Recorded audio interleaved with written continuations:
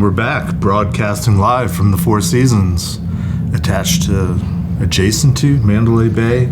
It's all about Black Hat 2024. I'm here this afternoon for this session talking to Allison Miller. Hi, Allison. Hey there. I am Jeff Mann, co-host of Paul Security Weekly. And Allison, you are, amongst other things, faculty at IANS. Yes, I am. And founder and principal of a very long word. Cryptomancy Labs. Cryptomancy Labs. So I have to ask, what's that? Sure. So I love maps. Okay. And I also spent a lot of my career in payments and credit cards. Mm-hmm. And Cartomancy is magic with either cards or maps, depending on how you interpret it. So I just kind of put a little spin on it, and I had no competition for the domain name. Nice. Hey, if the .com's available, go for it. Exactly. Yeah, we sort of, I feel like we've crossed paths in the distance past. I still do PCI. 20 years into it and counting. Yes. But we were chatting a little bit before we were going on air, and you were talking about a lot of the research that you've been doing related to fraud. And I remember going to a conference many years ago that was a risk conference, and there was fraud people there, and I came in and started to talk about PCI and data theft, and they're like, oh, we don't talk about that. We're fraud. We're something else. So I was very surprised by that, because I'm like, well, isn't it all related and intertwined, and it's all about security? And yes, yes-ish. I worry about having data stolen, and what do people do with it? They use it to commit fraud. Right. So I'll shut up and you talk. Tell me about what you've been researching and digging into, and what's interesting, and what do you want to impart to our audience? Sure. So I would say half of my career has been spent in enterprise cybersecurity, but the other half has been spent in fraud prevention and trust and safety. And kind of like you observed, it feels like it's an adjacency, but there aren't that many bridges between those organizations. Like in a big organization, some might call them silos, Yeah. And they have different ways of working and different ways of thinking. But I've always loved both, and I've sort of gone back and forth a few times in my career. And now with Cryptomancy Labs, I am doing more research in the sort of intersection of where cybersecurity is overlapping with fraud and trust and safety. And where I see a lot of overlap is actually in the technology tools that are being applied. Okay. And that kind of translates also into some of the work and research I've been doing with IANS, where folks are coming forward with, they have these new problems and they're getting stuck in cybersecurity organizations, but maybe it's a fraud problem, or it's an account security, like a customer account security issue. And typically they hadn't had to deal with these before. Points gaming, like there's all kinds of different variations of it, but they're coming and saying, how do I get started? How do I handle this? And what's coming next? I feel like, well, let me put it in the form of a question. Is it, in finding the intersections, are you finding that it's one side's moving more to the other side, or vice versa, or is it really truly a convergence that both sides need to meet in the middle type of thing? Well, there's a couple things. One is, I think that the vendors of some of the detection technology, that's what my technical background is in building detection systems. So a lot of the detection vendors who have specialized in fraud detection, and it's a whole industry in and of itself, they're finding themselves backing their way back towards authentication and account security and protecting login. And at the same time, cybersecurity vendors who are already experts in authentication or edge detection, like identifying bots and things of that nature, they're quite curious to come into the customer experience. And so since the technology is evolving and offering these different capabilities at different places in the user lifecycle, which are typically in the product of organizations. I think that's where some of the convergence and overlap is coming. So it's being driven by the technology providers to a certain extent, but also philosophically, I think folks are understanding in these different silos or teams that they're actually dealing with different manifestations of the same problem. Okay. So at the edge, bots and credential stuffing, well, to a fraud person, that's just an ATO, an account takeover waiting to happen. So one end is the point of the attack as it comes in, and the other is then what the impact is. And one team is focused on one, and one team's focused on the other. And at the end of the day, they want to reduce the bad activity. Interesting. And for context, when I think fraud, having spent half my career in the credit card space, I think fraud is, okay, somebody popped my credit card number, I got to go get a new card.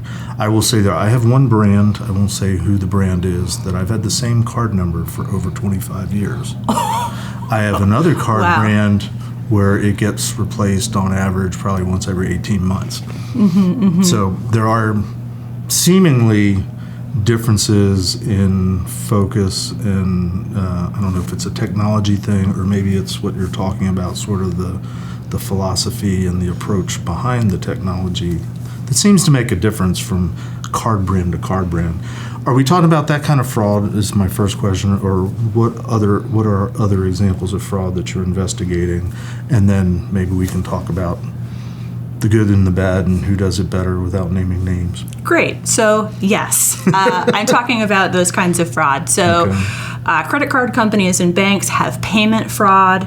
Anytime money moves, there's a potential for something to go wrong. Retailers, anyone who has a checkout or accepts payment for their services, they're going to have a payment or a billing fraud type issue. They sort of have different names. Now, different platforms might have different abuse vectors that could be like points gaming or coupon abuse. Right.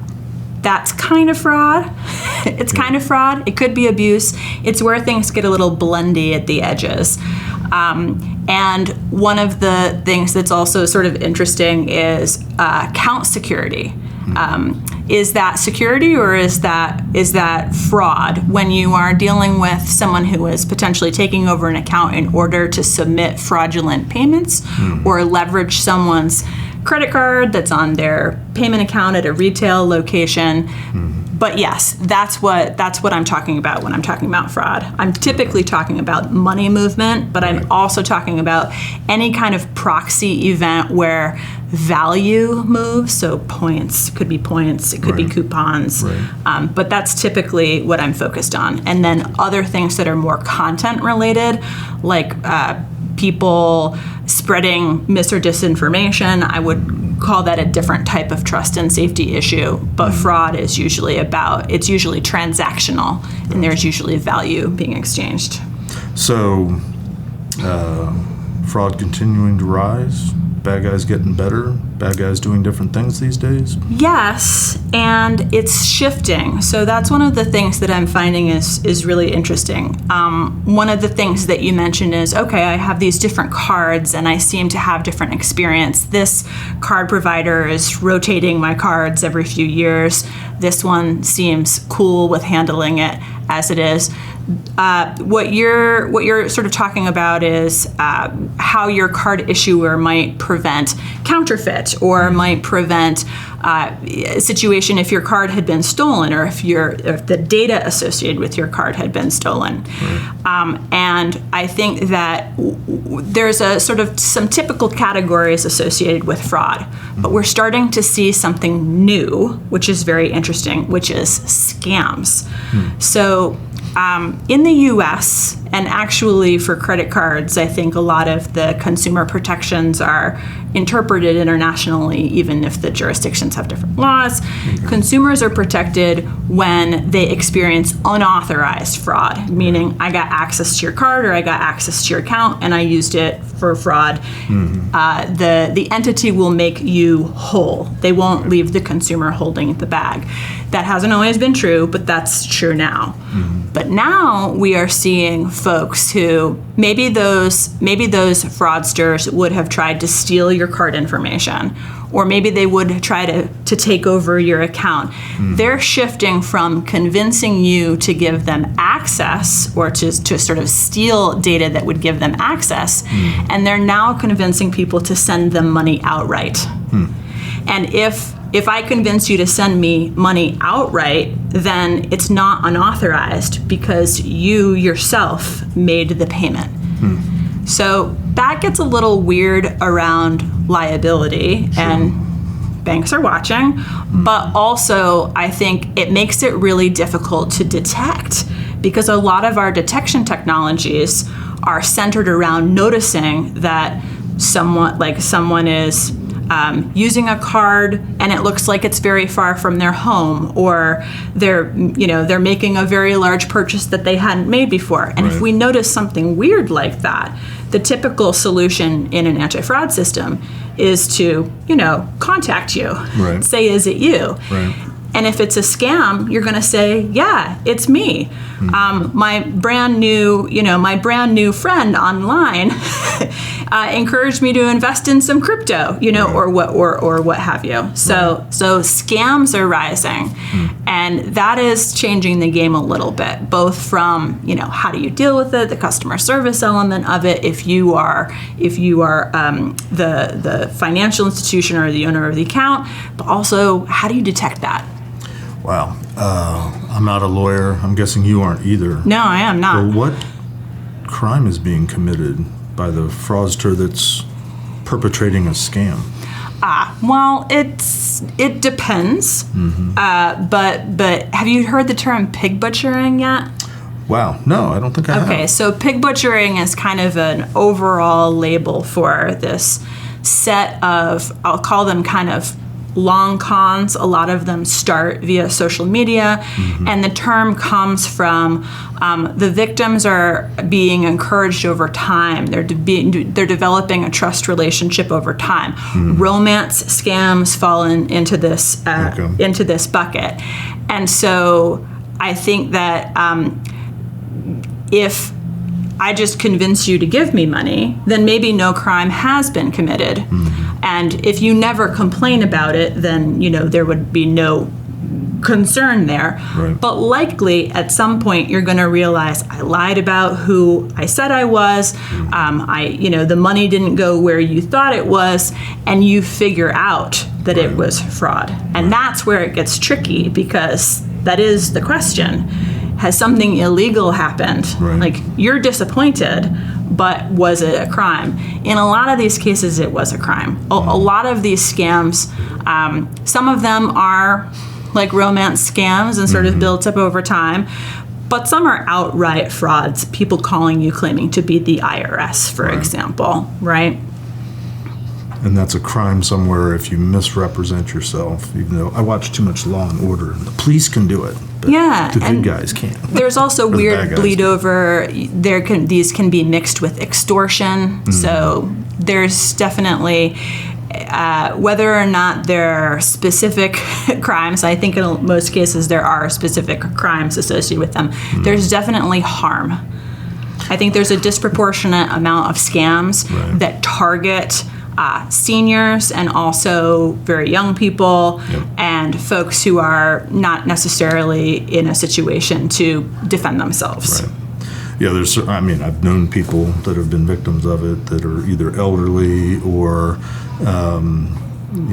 have mental limitations. They're not completely... Right. My one friend, he's just completely trusting of everybody, and that just makes him very vulnerable. I think these types of scams have been around for a long time, and it used to be inbound telemarketing, or it used to be inbound callers who, I'm calling from your cable company. We've noticed that your router is spraying malicious packets, and we need access to your Windows. That whole scenario coming in via the phone. Some people don't answer their phone anymore, so they're immune to that. But in any kind of communications mechanism that we have now, we have social engineers and scam artists who are looking to convince and sell to folks who, it's sort of a double or triple thing. Like maybe you're not really familiar with the ins and outs of crypto, and you're not familiar with the ins and outs of this app, and you don't know how to check to see someone is who they say they are. Right. We're running out of time. Any words of wisdom, advice for individuals and companies out there? Words of advice. Well, I guess I would say that one of the things that I have noticed in doing this for a while is the element that you probably want to threat model from a sort of fraud or abuse context. It's usually tied to what your core value is. Okay. So if you are a payments provider, it's the payments processor. If you are issuing credit of any kind, it is through that issuance process. If you are a games platform, it is the mechanics of your games that will often get exploited. Gotcha. And if you have a login or a checkout, those are both places to look to see if any funny business is going on. I will also mention, since we were talking about scams, that the sort of pair trend that is coming up and really creating consternation is deepfake technology. Because in the past, scams and phishing are kind of similar in that both are trying to convince a recipient to give something up, give information up, make a transaction, or what have you. Right. And with phishing, largely phishing happening via email, let's say, okay, well, folks can forge emails, they can forge web pages, but people tend to believe what they see and hear. Right. So the idea that there can be these deep fake or synthetic identities, they can be very convincing in helping further the scam and build trust with a victim. Right. So that's not quite advice per se, but it is something to be aware of for people, just to know that technology is here. So you want to really confirm that people are who they say they are. If you're giving them any information or doing any favors for them, if you will.